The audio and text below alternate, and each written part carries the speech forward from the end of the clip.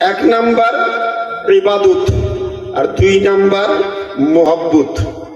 ইবাদত আর মোহাব্বত। ইবাদত হবে আল্লাহর জন্য, আকিমুস সালাহ, নামাজ কায়েম করো, নামাজ প্রতিষ্ঠিত করো। ওয়াতুজ যাকাত, অর্থ হলে যাকাত দাও। ওয়াতিমুল হাজ্জা ওয়াল উমরা, হজ পালন করো, হজ পালন করো। প্রথম শর্ত হচ্ছে ঈমান। প্রথম শর্ত ঈমান। ঈমানদার যখন হলে আমিনু ওয়া আমিলা আমালান সলিহা, প্রথম হচ্ছে ঈমান। ঈমানের পরে হচ্ছে আমলে সালেহ, ভালো আমল, ভালো কাজ। ভালো কাজ এবার দুই ধরনের, একটা হচ্ছে ইবাদত আর একটা হচ্ছে মুহাব্বত। ইবাদত হবে আল্লাহর সন্তুষ্টির জন্য আর মুহাব্বত হবে নবীর জন্য। আমাদের মধ্যে কারো কারো মধ্যে ইবাদত আছে, মুহাব্বত নাই। ইবাদত আছে, মুহাব্বত নাই। ওই ইবাদতের কোনো কাজ নাই। মুহাব্বত আছে, ইবাদত নাই। মুহাব্বত আছে, ইবাদত নাই। ওই মুহাব্বতেরও কোনো কাজ নাই। কথা বুঝতে পারছেন? নামাজ পড়া ফরজ, আমি ফরজ ত্যাগ করলাম নবীর মুহাব্বতে। पीर का दामन नहीं छोड़ेंगे, खाजा का दामन नहीं छोड़ेंगे, गाउस का दामन नहीं छोड़ेंगे। एक दिन एक तो नामाज पढ़बो ना আর পতাকা নিয়ে চিৎকার করে পড়াই পড়াই আমি নবীর মুহাব্বতে জান দিয়ে দিব, নবীর মুহাব্বতে জান দিয়ে দিব। পীরের দামান ছাড়বো না, নবীর দামান ছাড়বো না, খাজার দামান ছাড়বো না, রাজার দামান ছাড়বো না, গাউসের দামান ছাড়বো না, সুলতানুল হিন্দ খাজা মুঈনুদ্দিনের দামান ছাড়বো না, আইনায়ে হিন্দ খাজা সিরাজউদ্দিন আখিয়ে পাকের দামান ছাড়বো না। কিন্তু একদিনও মসজিদ যাব না। এই মুহাব্বতে কোনো কাজ হবে না। তাহলে মুহাব্বত হতে গেলে আগে ইবাদত থাকতে হবে। ইবাদতের মধ্যে যদি মুহাব্বত থাকে, ইবাদত গ্রহণযোগ্য হবে। ইবাদত ছাড়া মুহাব্বত কোনো কাজ নাই। ইবাদত ছাড়া মুহাব্বতের কোনো কাজ নাই। তদ্রূপ মুহাব্বত ছাড়া ইবাদতের কোনো কাজ নাই। নামাজ হবে নবীর মুহাব্বতে, রোজা হবে নবীর মুহাব্বতে, হজ হবে নবীর মুহাব্বতে, যাকাত হবে নবীর মুহাব্বতে, দান খায়রাত হবে নবীর মুহাব্বতে। যদি নবীর মুহাব্বতে আমার আমলগুলো হয়, অবশ্যই এই আমলগুলো আল্লাহ পর্যন্ত কবুল হবে। সর্বোপরি একেবারে মন ব্রেন উপস্থিত করে বক্তব্যের সূচনা। লাকাল হামদু ইয়া আল্লাহ, আসসালাতু ওয়াসসালামু আলা রাসূলিল্লাহ। আম্মা বা'দ, ফাউযু বিল্লাহি মিনাশ শাইতানির রাজীম। বিসমিল্লাহির রহমানির রহিম। ইয়া আইয়ুহাল্লাযীনা আমানুত্তাকুল্লাহ ওয়াবতাগু ইলাইহিল ওয়াসিলা ওয়াজাহিদু ফি সাবিলিহি লাআল্লাকুম তুফলিহুন। সাদাকাল্লাহুল আযীম। সমস্ত প্রশংসা মহান আল্লাহু রাব্বুল আলামিনের জন্য, যিনি এক, অদ্বিতীয়, ওয়াহদাহু লা শারীকা লাহ, অনাথের নাথ, দয়ার ভান্ডার, বিশ্ব স্রষ্টা আল্লাহু রাব্বুল আলামিনের জন্য যাবতীয় প্রশংসা গুণকীর্তন। সকলেই মুহাব্বতে বলি আলহামদুলিল্লাহ। একটু জোরে বলুন না আলহামদুলিল্লাহ। গোটা সৃষ্টি জগৎ আল্লাহর প্রশংসা চাই, সন্তুষ্টি চাই আল্লাহর। উত্তম সৃষ্টি মানব জাতি, আমরাও চাই আল্লাহর সন্তুষ্টি। গোটা সৃষ্টি জগৎ চাই আল্লাহর প্রশংসা করে তার মতো করে। উত্তম সৃষ্টি মানব জাতি, আমরাও প্রশংসা করি আল্লাহর, বেশি বেশি করে প্রশংসা করি। উত্তম সৃষ্টি মানব জাতি সব সৃষ্টি জগতের প্রশংসা নির্বিঘ্নে আল্লাহ কবুল করেন। থাকলো উত্তম জাতি মানব, এ সব মানুষের প্রশংসা কিন্তু আল্লাহ কবুল করেন না। 18,000 মাখলুকাত, তার মধ্যে 17,900 99 সৃষ্টি সবার প্রশংসা নির্বিঘ্নে কবুল করেন। থাকলো উত্তম সৃষ্টি মানব, সব মানুষের প্রশংসা আল্লাহ কবুল করেন না। যারা আল্লাহর কাছে চাই আল্লাহ অবশ্যই কবুল করেন। আল্লাহ বলছেন আমার নিকটে চাও, আদউনি আস্তাজিবু লাকুম, আমার নিকটে তোমরা চাও, অবশ্যই তোমাদের চাওয়া পাওয়া আমি আল্লাহ কবুল করব। চাইতে হবে আল্লাহর কাছে, কিন্তু আল্লাহ ব্যতীত যদি আমরা অন্যর কাছে চাই, গাছের কাছে চাই, সূর্যের কাছে চাই, চন্দ্রের কাছে চাই, আগুনের কাছে চাই, পাথরের কাছে চাই, বিভিন্নর কাছে যদি চাই, আল্লাহ বলছে হলো না। তুমি যেখান থেকেই বলো না কেন, কাছে কিছু দেখলেই, সামনে কিছু পড়লেই, কালো হোক ধলো হোক, দেখার কিছু নাই, সামনে কিছু পড়লেই ওম নমস্তে সর্বভূত নমো হোতারমিন্দ্র মহাশ্রীন্দ্রা জ্যেষ্ঠং শ্রেষ্ঠং পরমং পূর্ণং আল্লাহু রাসূল মুহাম্মাদার কঙ্গ বরসু বল্লু বল্লম ইল্লুল্লাহি ইল্লাল্লাহ লা ইলাহা হারতি পাপম ইল্লু ইলাহা পরম পদম জনম বৈকুণ্ঠ পরম আপানাতি জপি নামো মুহাম্মাদাম। আল্লাহ বলছে হলো না, হলো না, হলো না। চাবার দরকার আমার কাছে, চাইলে তুমি অন্যর কাছে। আমরা বলছি ইয়াকা না'বুদু ওয়া ইয়াকা নাস্তাঈন, বলছি না বাপ? এখানে তো ভেজাল নাই, এখানে ভেজাল, এখানে ভেজাল, এখানে ভেজাল, নাকি বলেন? কেউ এখানে বাঁধছে, কেউ এখানে বাঁধছে, আবার কেউ টুটি চেপে ধরছে, মনে হচ্ছে গলা থেকে পড়ে যাবে, এখানে ভেজাল। কিন্তু আলহামদুলিল্লাহ রাব্বিল আলামিন আর রহমানির রহিম মালিক ইয়াউমিদ্দিন ইয়াকা না'বুদু ওয়া ইয়াকা নাস্তাঈন, এখানে ভেজাল আছে নাকি? আল্লাহু আকবার। মক্কায় গেলাম, মদিনা গেলাম, বলছিলেন না মুজিবুর রহমান সাহেব, উনিও গতবার এবার গিয়েছিলেন, আমি তার আগেবার গিয়েছিলাম। ওখানে বিভিন্ন জনকে বিভিন্ন ভাবে দেখলাম আল্লাহর বান্দা নামাজ পড়ছে, আল্লাহু আকবার, দুই হাত ছেড়ে আলহামদুলিল্লাহ রাব্বিল আলামিন, আল্লাহু আকবার কেউ এই পর্যন্ত, আল্লাহু আকবার কেউ এই পর্যন্ত, আল্লাহু আকবার কেউ এই পর্যন্ত, আল্লাহু আকবার হাত তুলছে, আল্লাহু আকবার পিছনে হাত এভাবে বেঁধে নিয়ে আলহামদুলিল্লাহ রাব্বিল আলামিন আর রহমানির রহিম মালিক ইয়াউমিদ্দিন। আমি দেখছি আর ভাবছি আল্লাহ তোমার সৃষ্টি জগৎ গো, সবাই তো মুসলমান, কেউ এইরকম, কেউ এইরকম, কেউ এইরকম, কেউ এইরকম, কেউ এইরকম। তুমি কার দোয়াটা কবুল করবে আল্লাহ? তুমি কার প্রার্থনা তুমি কবুল করবে আল্লাহ? সবাই তো তোমার বান্দা, আর সবাই তো কাবা বাইতুল্লাহতে এসে নামাজ পড়ছে। হায়রে কাবা, রাত্রি 12টার সময় 2 লাখ মানুষ, সকাল 10টার সময় 2 লাখ মানুষ। কাবা কালো ঘরটা চোখে পড়ার পর মানুষ নিজকে ভুলে যায়, আমি কেউ বুঝি না, আমি ছেলে না আমি মেয়ে। এই মানুষের মনটা কারো থাকে না, মনটাই হারিয়ে যায়। কারো কাবা ঘর দেখার পর, যেই ঘর সম্পর্কে নবী আমার বললেন পৃথিবীর যে কোনো মসজিদে 1 লক্ষ রাকাত নামাজ পড়া আর কাবা বাইতুল্লাহতে গিয়ে 1 রাকাত নামাজ পড়া সম পরিমাণ নেকি। জোরে মুহাব্বতে বলি সুবহানাল্লাহ। এই ঘর দেখার পর কার মন ঠিক থাকে? চোখ দিয়ে টস টস টস টস করে পানি ঝরে যায়। সুবহানাল্লাহি বিহামদিহি সুবহানাল্লাহিল আযীম। যখন হাজরে আসওয়াদের দিকে চোখ পড়ে যায়, ভিড়ে কেউ যেতে পারে না, দূর থেকে যখন সালাম পাঠ করেন, বাবু আপনার কাবা শরীফের চৌকাঠে যখন হাত রেখে দোয়া করে বান্দা, আপনার মুলতাজিম নামক স্থানে যখন দোয়াটা করেন, হাজরে আসওয়াদ কাবা শরীফের গেটের মধ্যবর্তী জায়গা, যাকে বলা হয় মুলতাজিম।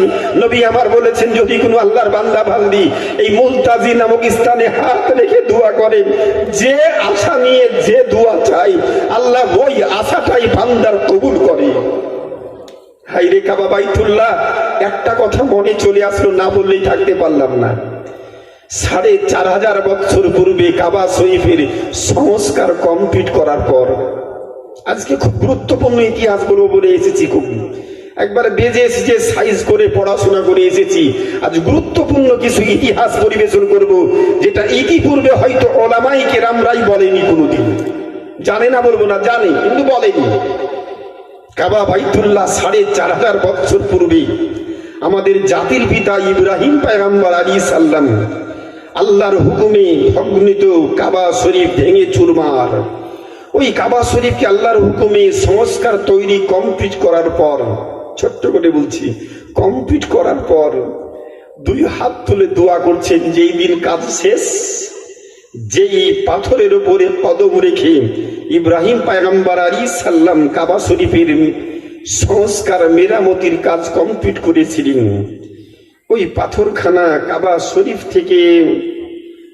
শরীফ থেকে 20 গজ দূরে, 20 হাত দূরে, কাজ দিয়ে ঘিরা জায়গার নামটা হচ্ছে মাকামে ইব্রাহিম।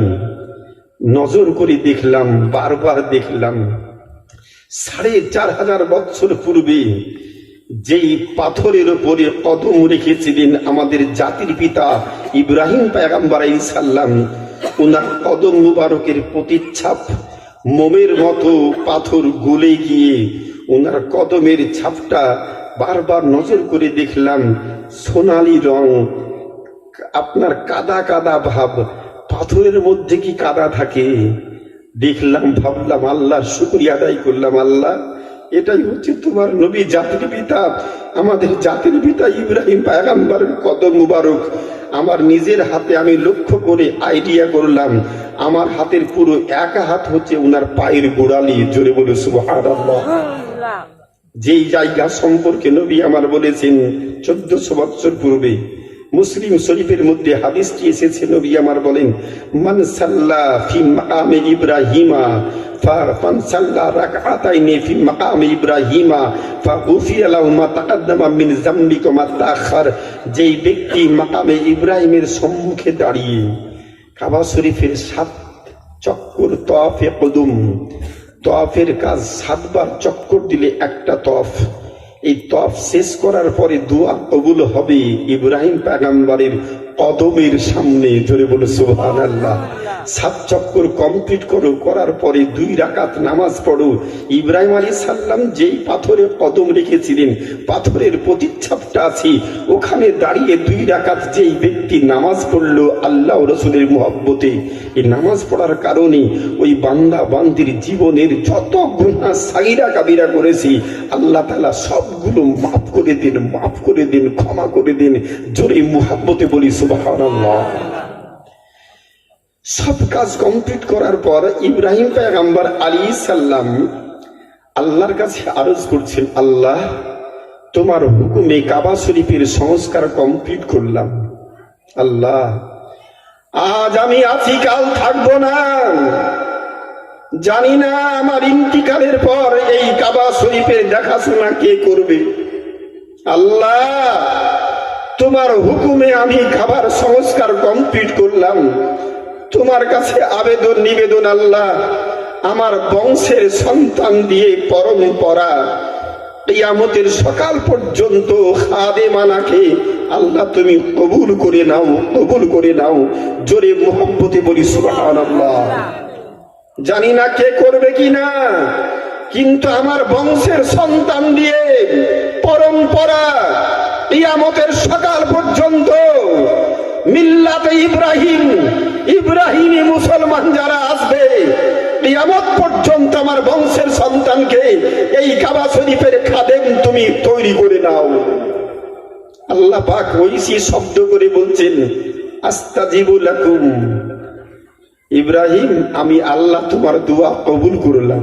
জোরে বলুন, আমি আল্লাহ তোমার দোয়া কবুল করলাম, তোমার বংশের সন্তান দিয়ে কিয়ামত পর্যন্ত কাবা শরীফের আমি খিদমতটা নিব, এটা আমি তোমার আবেদনটা কবুল করলাম। ইব্রাহিম পয়গম্বর বলছে, আল্লাহ আলহামদুলিল্লাহ, আল্লাহ তুমি আমার দোয়া কবুল করেছো।